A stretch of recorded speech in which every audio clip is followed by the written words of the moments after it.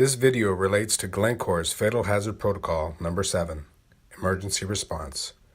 The training will serve as a control and will cover emergency preparedness. Morning folks, Joe Hinich here, working on another video on the emergency preparedness for underground miner video series. Today we're going to talk about the rules of three.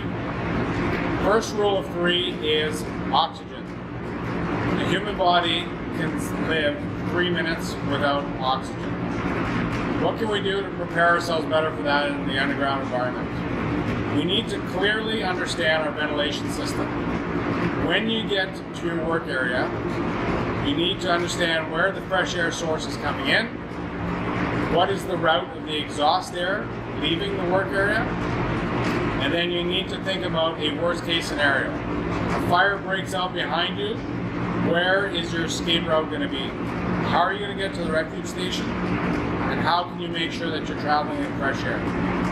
If you can't get yourself to the refuge station in a way that you're traveling in fresh air, you want to make sure that you have the material to be able to build yourself a barricade, to get yourself out of the noxious atmosphere. The second rule of three is the human body can go 3 days without water. Water is a vital source of life for the human body. There is no good source of water underground.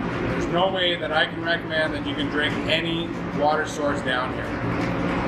None of the standing water is good for human consumption, and the water that's coming out of the processed water pipes is not recommended for drinking. So what you need to do in that case is you need to bring the water with you.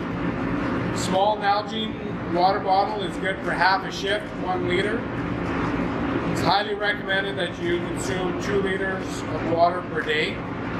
So most of the miners will access the Pullman water jugs that are available on surface in the tool crib that provides you with 2 liters of water, which is what is required for 1 day. All right?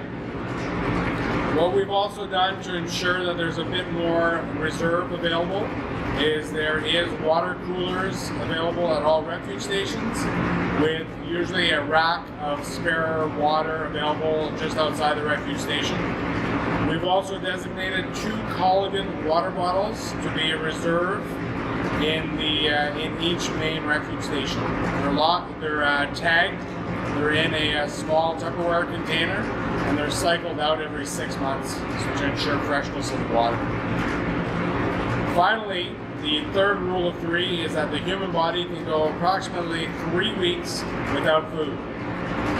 What can we do to help ourselves out there? We always want to make sure that we're coming to work with our lunch kit, right?